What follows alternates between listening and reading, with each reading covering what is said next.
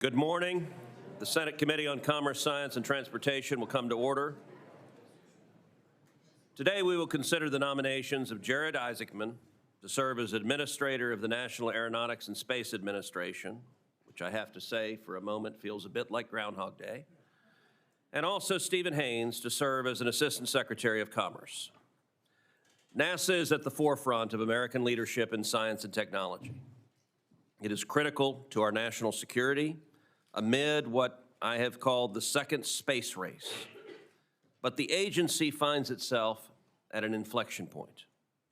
Its next leader must be both disciplined and purposeful, candidly assessing what is working and what is not, while recognizing that each policy decision has trade-offs. NASA can't do everything it wants to. The agency must prioritize if we are to beat China back to the moon and then to Mars. If confirmed, Mr. Isaacman will be taking the helm just as NASA is set to launch Artemis II, the agency's first crewed use of the Space Launch System rocket and the first crewed mission on the Orion spacecraft, which will bring American astronauts closer to the lunar surface than at any point since 1972. I know Mr. Isaacman will be a strong leader who sees that Artemis II launches safely, successfully, and without delay. He must then turn to Artemis III, landing Americans on the moon before China, which is aimed at sending its own taikonauts there by 2030. NASA cannot take its eyes off the ball. Fortunately, Congress has given clear direction and substantial funding to achieve this goal. In the One Big Beautiful Bill, President Trump and a Republican Congress committed nearly $10 billion to specific parts of the space program, including the Space Launch System and future lunar missions of Artemis 4 and 5, the Gateway Space Station at the Moon, and the International Space Station. The vision for NASA enshrined in the One Big Beautiful Bill is unambiguous, and Congress expects that it will be executed faithfully.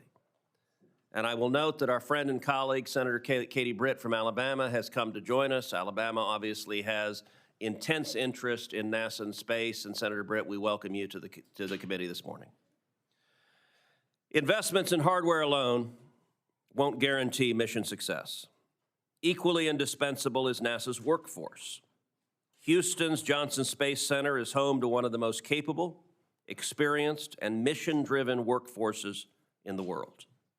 JSC is home to our astronaut corps, America's spacefaring heroes, who represent the best of our nation. Preserving that talent is essential, and I trust that JSC will continue to thrive under Mr. Isaacman's leadership. Mr. Isaacman, I believe, will prioritize stability, accountability, and respect for the men and women who make the agency's missions possible. As the commander of Inspiration 4, the first all-civilian spaceflight, and the first private citizen to walk in space, he knows that every successful mission depends on the skills and the dedication of its crew, as well as the countless professionals supporting them from the ground. Mr. Isaacman, I know that you are as committed to American supremacy in the final frontier as is this committee and the entire Senate. The United States must remain the unquestioned leader in space exploration. And this imperative is why we need to confirm your nomination as expeditiously as possible. My hope is that you will be confirmed and in this role before the end of this year. Finally, a word about our nominee to lead industry and analysis within the International Trade Administration at the Department of Commerce. If confirmed, Stephen Haines will also help us compete with China.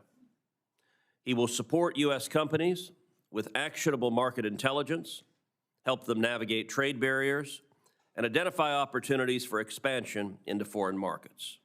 He brings experience as a foreign service officer and from across multiple federal agencies. Both our nominees before us will advance American interests, whether in outer space or here at home. I now turn to Ranking Member Cantwell for her opening remarks. Thank you.